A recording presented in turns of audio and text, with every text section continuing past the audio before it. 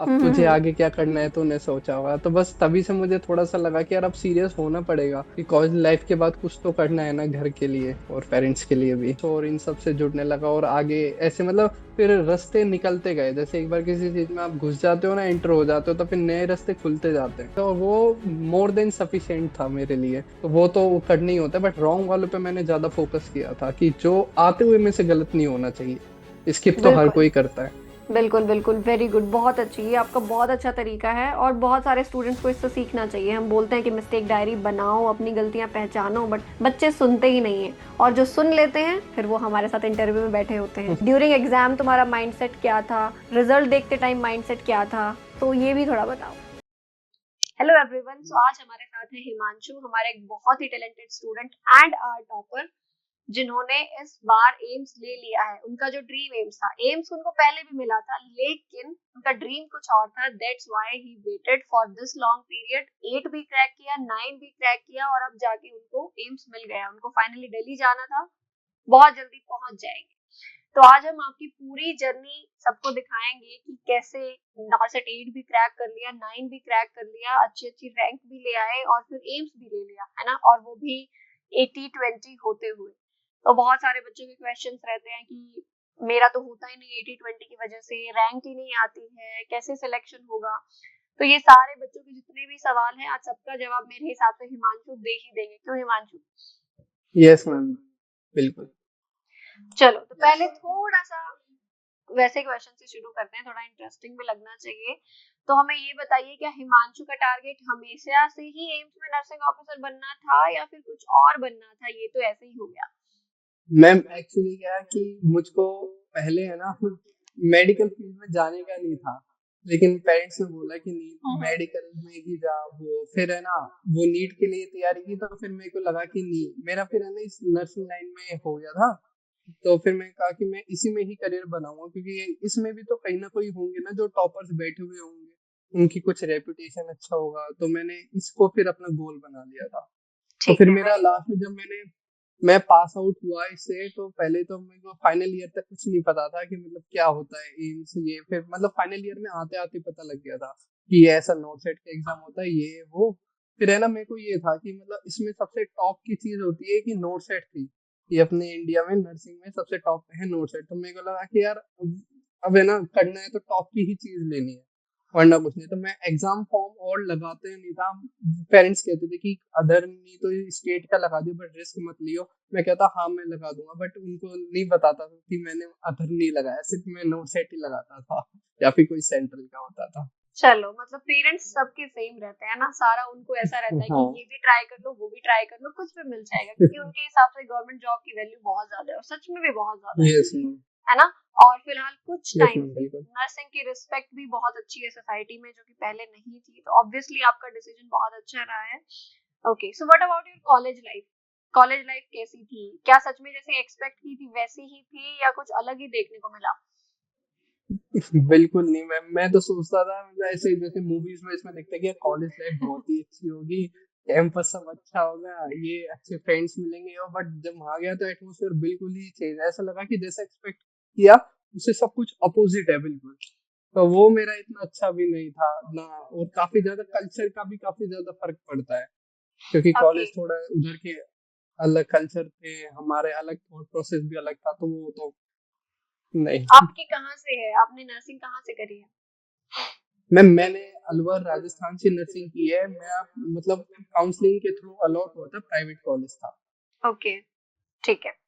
मतलब जैसा बहुत सारे जितने भी मेरे स्टूडेंट्स हैं, लड़के जिनसे मेरी बात होती है, कभी भी इंटरव्यू हम कंडक्ट करते हैं, हमेशा सब यही बोलते हैं कि मोस्ट ऑफ बच्चों को यही लगता है कि कॉलेज लाइफ पता नहीं वो कैसा ड्रीम करके जाते हैं, बट रियलिटी कुछ और होती है ना। तो जब आपने वो रियलिटी फेस की और आपको थोड़ा बहुत पता लगने लगा होगा, सीनियर्स ने बताया होगा कि नर्सिंग ऑफिसर बनना होता है या कुछ एग्जाम्स देने होते हैं, सो वो कौन सा पॉइंट था जब आप सीरियस स्टूडेंट बन गए कि नहीं अब मुझे पढ़ना है? वो ड्यूरिंग कॉलेज बने थे या बाद में बने? मैम मुझे सीरियसली पढ़ने का तो ऐसा था कि मेरे फाइनल ईयर के एग्जाम्स आने वाले थे।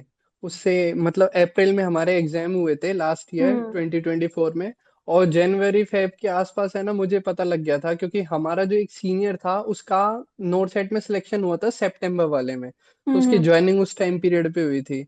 और मतलब ऐसे नॉन भी था, तो ऐसे उड़ती खबर रहते ही मेरे है ना पेरेंट्स के पास भी आ गई कि इसका वो बेटा है वो उसका एम्स में हो गया, अब तुझे हम्म। आगे क्या करना है तूने सोचा होगा। तो बस तभी से मुझे थोड़ा सा लगा कि यार अब सीरियस होना पड़ेगा, कि कॉलेज लाइफ के बाद कुछ तो करना है ना घर के लिए, और पेरेंट्स के लिए भी, और स्पेशली खुद के लिए भी। ठीक है, वेरी गुड। तो चलो, आपने एक सपना देखा था, एंड उसको पूरा करने के लिए फिर आपने शुरुआत किस तरीके से की? बच्चों को समझ नहीं आता है ना कि कैसे पढ़ना शुरू करना है, कहाँ से पढ़ना है, रिसोर्स कैसे चूज करना होता है, रिसोर्स को यूज कैसे करना होता है। तो ये सारे क्वेश्चंस बच्चों के रहते हैं। So what about your resource, आपने कहाँ से पढ़ा, कैसे पढ़ा? सबसे पहले तो मैं जब मैंने फाइनल एग्जाम्स की प्रिपरेशन कर ली थी, मतलब जब मेरा एग्जाम खत्म हुए थे उसके बाद मैंने कुछ सीनियर से डिस्कशन किया, तो उन्होंने मुझे रिकमेंड किया कि कोई क्या, तो फिर मैंने थोड़ा यूट्यूब चैनल पे भी देखा, फिर है ना मैं हिम्मत सर से जुड़ा। उन्होंने अपने एन प्रेप में अपने बारे में बताया, और एन प्रेप के भी प्लेटफॉर्म में फिर मैंने अदर टीचर से धीरे धीरे, और फिर मैं धीरे धीरे फिर एन प्रेप टीम से जुड़ा। फिर यहाँ से मुझे काफी ज्यादा हेल्प हुई। फिर मैंने बुक्स के बाद में फिर धीरे धीरे एन प्रेप के नोट्स और इन सब से जुड़ने लगा, और आगे ऐसे मतलब फिर रास्ते निकलते गए। जैसे एक बार किसी चीज में आप घुस जाते हो ना, एंटर हो जाते हो, तो फिर नए रास्ते खुलते जाते हैं। तो वही मेरे साथ हुआ। Okay, very good. तो आपने एनप्रेप गोल्ड से आप पढ़े हैं?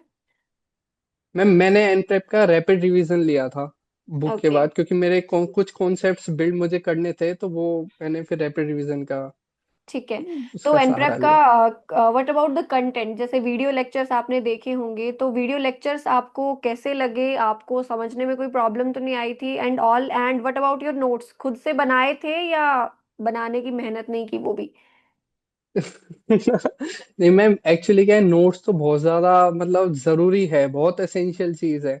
तो एनप्रेप का जैसे कंटेंट था तो मुझे काफी अच्छा लगा था, क्योंकि क्या है हमें क्या है, 2 बुक्स 3 बुक्स को एक बार पढ़ना पड़ता तब हमारे कॉन्सेप्ट बिल्ड होते हैं। फिर हम्म। वो चीज एनप्रेप खुद ऐसा लग रहा था कि वो आप टीचर्स पहले खुद इतना सारा कंटेंट पढ़ते फिर उसको ऐसा समराइज करके हमें प्रोवाइड करवा रहे थे, और वो मोर देन सफिशिएंट था मेरे लिए।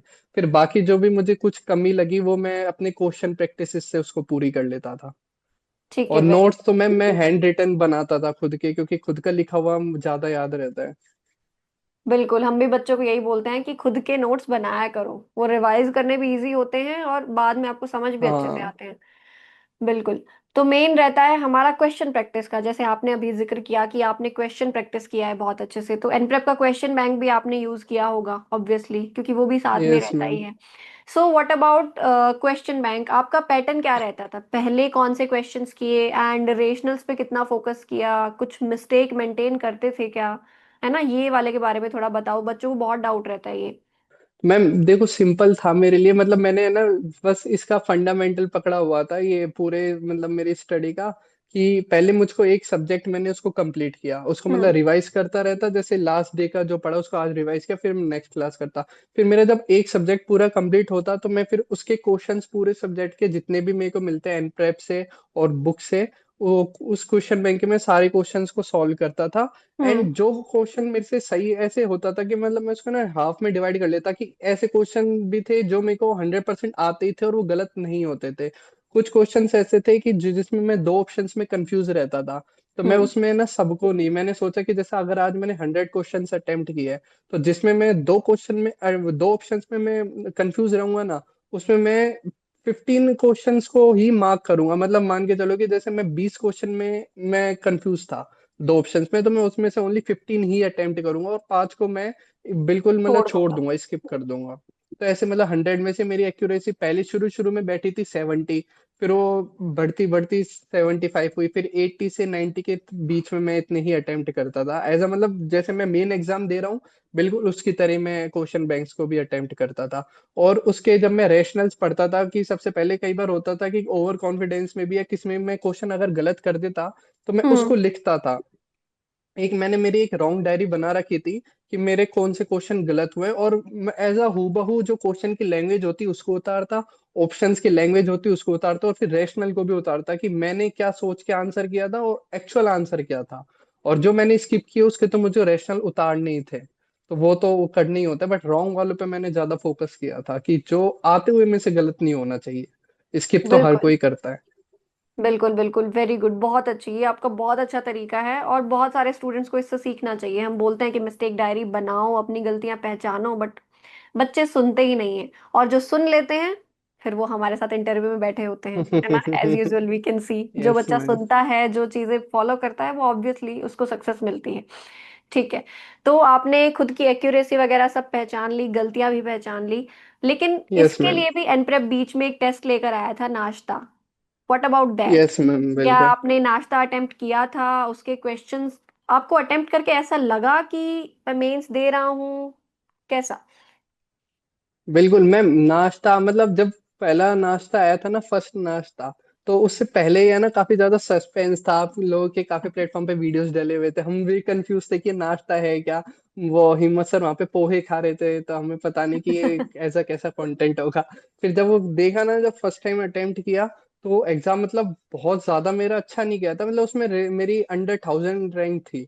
बट है ना, वो मेरे को पेपर दे के मजा आया था। और फिर है ना, जब बाद में उसके रेशनल पढ़े, कुछ डाउट भी होते थे कि यार ये रेशनल भी समझ में नहीं आया। बट फिर आप लोगों ने जैसा किया कि जैसे आज नाश्ता लिया, फिर उसका जस्ट नेक्स्ट डे आप लोगों ने उसका सॉल्यूशन निकाल दिया, हम्म फिर कुछ आवर्स बाद उसका आपने सॉल्यूशन निकाल दिया, तो फिर मैं उससे बहुत ज्यादा मतलब वो इम्प्रेस हो गया था कि यार मतलब ये एनपेप प्लेटफॉर्म काफी कुछ अच्छा कर रहा है ऑब्वियसली, और ये फ्री ऑफ कॉस्ट रहा है। तो ये बहुत ज्यादा मतलब मेरे को, मैं तो काफी ज्यादा मतलब इससे अच्छा हो गया था। तो फिर मैंने नाश्ता स्किप नहीं किए थे, नाश्ता सारे देता था। और मतलब अच्छा भी लगता था, ऐसा लगता था कि जैसे मैं एग्जाम में ही बैठा हुआ हूँ, नोट सेट ही दे रहा हूँ, प्री और मेंस वैसा चल रहा है। वही नॉन नर्सिंग का भी लेवल उतना ही था, नर्सिंग का भी लेवल अच्छा था। और मिक्स क्वेश्चंस थे, ऐसा नहीं कि सिर्फ एक ही सब्जेक्ट में से सारे को वो बना दिया एग्जाम। मतलब मैं ऑल ओवर अच्छा था। और फिर आप लोग जो उसको एक्सप्लेन करते थे, तो वो मुझे बहुत ज्यादा हेल्प हुई थी मेरे मेन एग्जाम्स में भी, क्योंकि क्वेश्चन डायरेक्ट तो नहीं मिलते, बट जो आपके कॉन्सेप्ट जो आप पढ़ा रहे हम्म थे, टॉपिक्स पढ़ा रहे थे, वो डायरेक्ट आ रहे थे एग्जाम में। और हम्म। उसने काफी ज्यादा हेल्प किया। ऑब्वियसली यही होता है, हम पीवाईक्यूज भी इसीलिए करते हैं, है ना। क्वेश्चन प्रैक्टिस का फायदा यस ये होता मैम है कि आपका बिल्कुल। बेसिक क्लियर हो जाता है। एग्जैक्ट क्वेश्चन आपको देखने यस को नहीं मैम। मिलेगा, बट आपका कंसेप्ट बन जाएगा, उस कंसेप्ट से आप सारे के सारे क्वेश्चंस बहुत इजीली सॉल्व कर सकते हो। ठीक है। Yes ma'am. Very good. So इसके अलावा, आई मीन एनप्रेप से आपने लेक्चर वीडियोस देखी, क्वेश्चन प्रैक्टिस किए, इसके अलावा भी कोई हेल्प आपको इस रिसोर्स से मिली थी, लाइक फ्रॉम एनप्रेप साइड, और कहीं और से, या कोई और यस चीज जो मैम। आपको लगा कि नहीं, मेरी जर्नी में बहुत इसने इंपॉर्टेंट रोल प्ले किया है? मैम, एन प्रेप का सबसे एक अच्छा था कि मैं सुबह मतलब एक तो है ना डिसिप्लिन मेरा मेंटेन ही एन प्रेप की वजह से हुआ। क्योंकि हिम्मत सर सुबह 7 बजे अपनी क्लास लेके आते थे, और ऐसा लगता था कि यार सर की क्लास लेना बहुत ज्यादा जरूरी है, क्योंकि सुबह सुबह इतना काम भी नहीं होता था। तो 7 बजे सर आते थे, तो 6 बजे उठना पड़ता था। चाहे 2 बजे सो रात को, चाहे 3 बजे, चाहे 1 बजे, की मतलब नहीं यार सुबह क्लास है। और वो एकदम मैं सीरियस होके देता था हिम्मत सर के। मैंने सर को फोटोज भी भेजी थी, मैंने सर का और आप भी जो शाम को क्लास लेके आते, मैंने एक सेपरेट रजिस्टर बना रखा है उसका, ओके। क्वेश्चंस का। हाँ वो, और मैं उसमें सारे क्वेश्चन एज अ लैंग्वेज, और जब कई बार होता है कि मैं रिकॉर्डेड ले पा, जैसे लाइव नहीं ले पाया किसी कारण से, तो मैं उसको रिकॉर्डेड लेता था, लेकिन मैं नोट्स हमेशा बनाता था। और कुछ चीज ज्यादा इंपॉर्टेंट होती, जैसे सॉल्यूशन हो गया किस चीज का, तो मैं उसका स्क्रीनशॉट लेके एक फोन में अलग से फोल्डर बना रखा था मैंने, नोट्स एट एन प्रेप के नाम से। और फिर मैं मतलब उसको मेरे फेवरेट्स में डाला हुआ था कि यार जब भी अगर एग्जाम होता है ना, तो एग्जाम डेज में इसको इसमें से गो थ्रू में करता ही था। काफी सारे आईबीक्यूज होते थे जिसकी हेल्प हुई थी मेरी एग्जाम्स में, तो मैं मतलब पूरा लेके चला था। चलो, मतलब आपने नॉरसेट को चारों तरफ से घेरा है ना, फिर बीच में चक्रव्यूह यस में मैम, फंसाया कहे है, बिना। फिर क्रैक किया है, ऐसा सीधा सीधा क्रैक नहीं किया मतलब। चलो, वेरी गुड, यस कोई मैम भी चीज की बिल्कुल। कसर नहीं छोड़ी, सब कुछ किया है जो कि एक स्टूडेंट को करने के लिए बताया जाता है। That is very good. बहुत अच्छे। अच्छा, थोड़ा सा क्वेश्चन फ्यूचर बेसिस का पूछते हैं तुमसे, कि अभी यस मैम। जैसे लास्ट आपका आपने बताया कि नॉरसेट 8 आपने क्रैक किया था और एम्स यस पटना मैम। आपको मिला, है ना, बट आपका टारगेट था यस मैम। दिल्ली। सो नॉरसेट 9 यस आपने मैम। अभी क्रैक किया है, और अभी तो आपका यस ज्वाइनिंग मैम। का प्लान है ऑब्वियसली, दिल्ली तो आपको ज्वाइन यस करना ही मैम। है। तो यस जब मैम ऑब्वियसली। एनआईटीआरडी आप दिल्ली ज्वाइन जब करेंगे, so what do you think life में क्या चेंज होगा? अभी तो हम सिर्फ प्रिपेयर कर रहे थे, पढ़ रहे थे, तो आगे आप अपनी लाइफ को कैसे इमेजिन करते हो after joining, what you will do? Ma'am actually क्या है कि अभी मेरे को एक्यूरेट तो नहीं पता, बट मैंने जो ऐसा एज्यूम किया है, इमेजिन किया है मेरी लाइफ कैसी होगी, कि ये है कि एक तो है ना, जैसे अभी क्या है, हम पूरा दिन जैसे घर में रहते हैं, जैसे एज एस्पायरेंट हमें बाहर जाने का मन भी नहीं करता, कि एक बार जब सिलेक्शन लेंगे तभी जाएंगे। तो वो जब बाहर की दुनिया देखेंगे, नए लोगों से मिलेंगे, तो वो काफी मतलब शेड्यूल भी बहुत बिजी हो जाएगा। फिर हम्म। अगर हमें हमारे काम के लिए ना हमें पूरा मतलब ऐसा शेड्यूल बनाना होगा कि इतने आवर्स मेरा जॉब टाइम रहेगा, फिर इतने आवर्स मुझे इतने घर पे देने हैं, इतना मुझे मेरी पर्सनल लाइफ में देना है, इतना मुझे अगर मैं आगे भी पढ़ना चाहता हूँ तो इतना मुझे पढ़ना है। और मेरा मेन ये है कि जैसे आप लोग इतने अच्छे से पढ़ाते हो, तो मेरा मतलब शुरू से ये रहा है कि मैं भी है ना ऐसे मतलब सिलेक्शन लेने के बाद बच्चों को पढ़ाऊं, उनको भी गाइडेंस दूं, उनको भी गाइड करूं, और उनको भी वो कंटेंट दूं कि जो बच्चा अगर रुक रहा है कि कुछ नंबर से सिलेक्शन, तो अगर मेरी वजह से बिना अगर मतलब बिना किसी पे के भी अगर वो लग जाता है ना, तो मैं उसमें बहुत ज्यादा खुश रहूंगा। बिल्कुल बिल्कुल, बहुत तो मैं अच्छे। टीचिंग टीचिंग करने का भी मैं ट्राई करूंगा जरूर। ठीक है, वेरी गुड। मतलब सारी चीजें करनी है, हिमांशु को कुछ नहीं छोड़ना है, ना ही प्रिपरेशन में कुछ छोड़ने वाला है, ना ही ज्वाइन करने के बाद कुछ छोड़ने वाला है ना। Very good. यस कुछ मैम। लोग ऑलराउंडर होते हैं, वो सारी चीजें हैंडल कर लेते हैं ना, सब कुछ समेट के रखते हैं। That is very good. बहुत अच्छे। सो मैम आप लोगों से ही सीखा है ये सब हमने मैनेज करना। Very good, very good, thank you, thank you. Everyone ask कि आपने तैयारी कैसे की, है ना, और हर कोई यही बताता है मैंने प्रिपेयर करने में ये किया वो किया। And I want to ask you about the exam day. उस दिन क्या किया था? जस्ट बिफोर द जिस दिन एग्जाम मेरा क्या किया एग्जाम था? था, और उस दिन क्या किया, जिस दिन प्री था या जिस दिन मेंस था, कोई ऐसी चीज थी जो स्पेशली तुमने की, या कुछ ऐसा था जो अवॉइड किया कि नहीं ये नहीं करना है? ड्यूरिंग एग्जाम तुम्हारा माइंडसेट क्या था? रिजल्ट देखते टाइम माइंडसेट क्या था? तो ये भी थोड़ा बताओ। बिल्कुल मैम। मैं इसको मतलब कि है ना एग्जाम से जस्ट एक वीक पहले से लेके चलता हूँ, कि तब से मैंने स्टार्ट क्या किया था। तो मैम जैसे मेरा एग्जाम से एक वीक पहले ये था कि मैं ना सिर्फ हाई यील्ड टॉपिक्स पढ़ता था। मैंने हम्म। अपना सोशल मीडिया को बिल्कुल कम कर दिया था, बिल्कुल जीरो कर दिया था। बिल्कुल। क्योंकि है ना क्या वेरी है गुड। कि ऐसा एज अ एस्पायरेंट कि बहुत लोग ऐसे होते हैं कि बहुत सारे व्हाट्सएप ग्रुप भी मैम आपको पता है बन गए, छोटे छोटे, हम्म। हर कोई चीज, हर कोई इंसान अब यूट्यूब पे आ रहा है हर। तो ये क्या करता है कि ये कहीं ना कहीं से ना आलतू फालतू क्या फिर मतलब बहुत ज्यादा डीपली ऐसे क्वेश्चंस ले आता है। ये तो जो बच्चा होता है ना वो देख के घबरा जाता है कि यार ये तो मैंने पढ़ा ही नहीं, ये तो मैंने पढ़ा ही नहीं, तो मिसट्रस्ट कर जाता है अपनी तैयारी के ऊपर। कि जबकि ये हो कौन सकता है सी, कि ये एग्जाम, कौन सी दुनिया का हाँ सवाल आ गया जो मुझे नहीं आता। हाँ वही, और हो सकता है कि एग्जाम जो आने वाला है वो हमारे ही अकॉर्डिंग आए, और अगर हम अपने ही ऊपर मिसट्रस्ट कर जाएंगे तो फिर वो सारा जो हमने किया है ना वो सारी खिचड़ी बन जाएगी। तो मुझे उससे बचना था, तो मैंने एक वीक पहले सिर्फ जो मेरे पास नोट्स थे वो और जो मैंने क्वेश्चन प्रैक्टिस की थी बस उसी पे ही मैंने उसको ही फॉलो किया था। और कहीं मैंने नहीं, ना मैंने किया नए फ्रेंड्स बनाया, जो मेरे ओल्ड फ्रेंड थे उनसे मैंने बात करना कम कर दिया था, क्योंकि मुझे पता है कि चार लोगों से नहीं बात करूंगा, उनके चार अलग थॉट प्रोसेस रहेगा। मुझे बिल्कुल भी वो टेंस नहीं होना था एग्जाम के लिए। और जैसे जब एग्जाम का एक दिन रह गया, कुछ घंटे रह गए, तो मैं ये था कि एक दिन मतलब कि लगभग 12 आवर्स पहले से एग्जाम से मैंने है ना बिल्कुल मतलब पढ़ना छोड़ दिया था। जो मैंने पढ़ा था बस मैं उसी को ही मन में रिकॉल कर लेता कि यार मैंने ये पढ़ा था कुछ ये, और मैं नया हम्म। कुछ भी नहीं पढ़ता उस दिन पहले। बस मेरे को ये थे कि मुझे छाछ पी के सोना और अच्छी नींद लेनी है।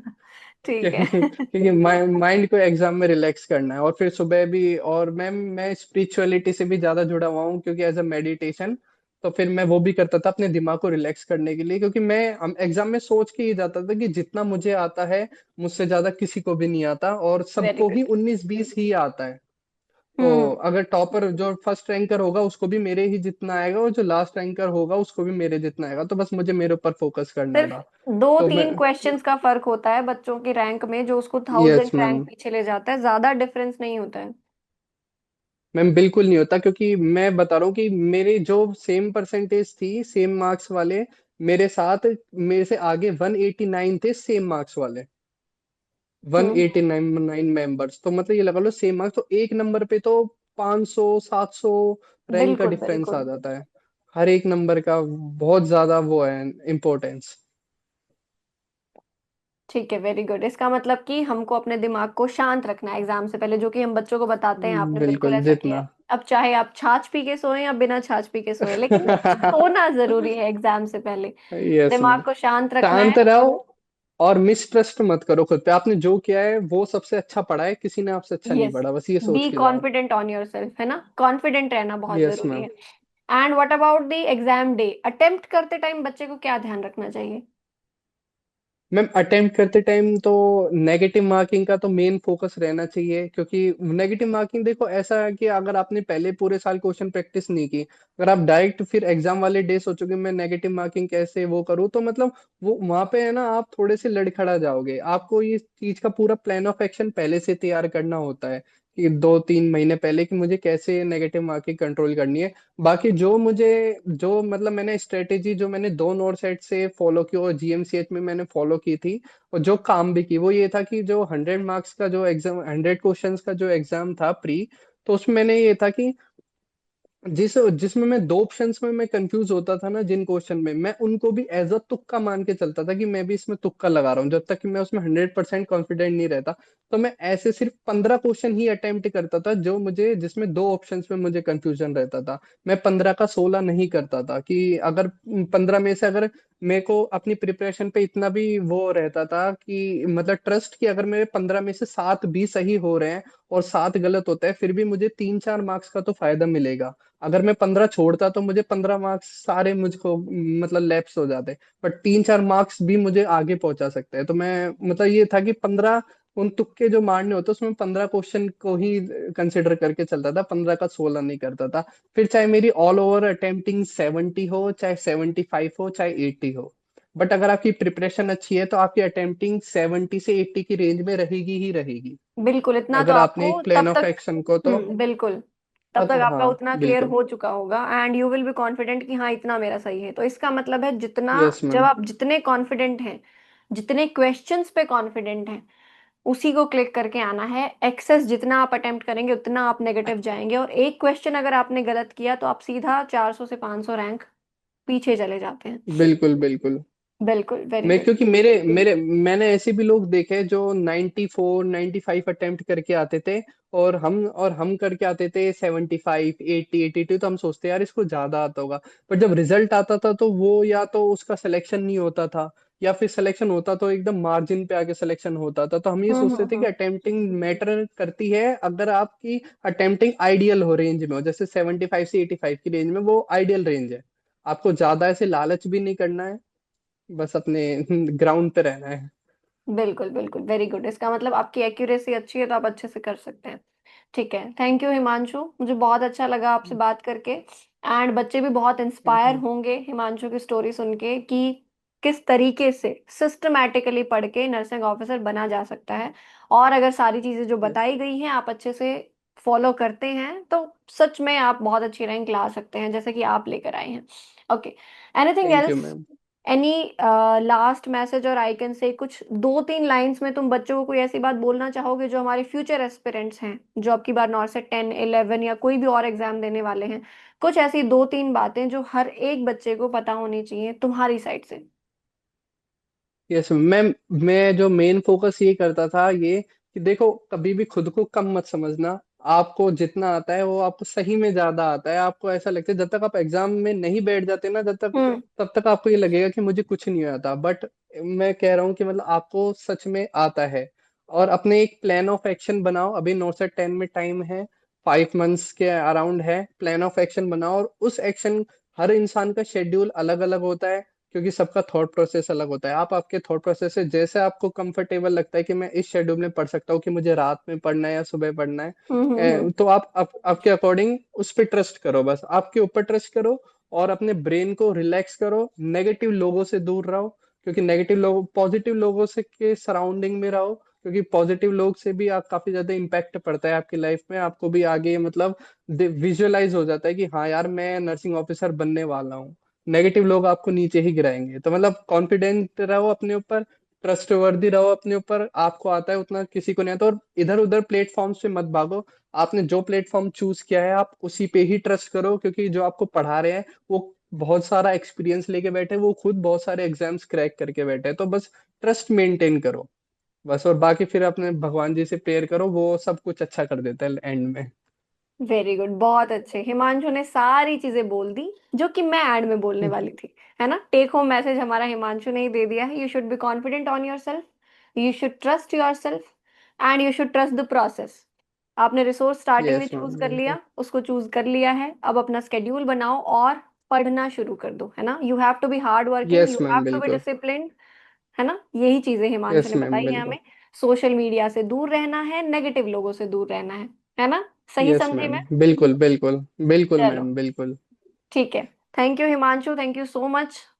थैंक आप यू सो हमसे मच जुड़े, ma'am. And I hope not से 10 भी आप क्रैक कर देंगे, और जो भी आपको और भी किसी और इंस्टीट्यूट में जाना, नहीं मुझे तो और बेटर करना है, तो वो भी आप जरूर इस बार कर देंगे। एंड आई होप कि थैंक फिर यू सो से हम मच ऐसे मैम। ही कनेक्ट होंगे, कि अब की बार फिर से हिमांशु ने कोई और एम्स ले लिया है। बिल्कुल मैम, बिल्कुल। ठीक है, okay Himanshu, thank you so much, thank you thank everyone.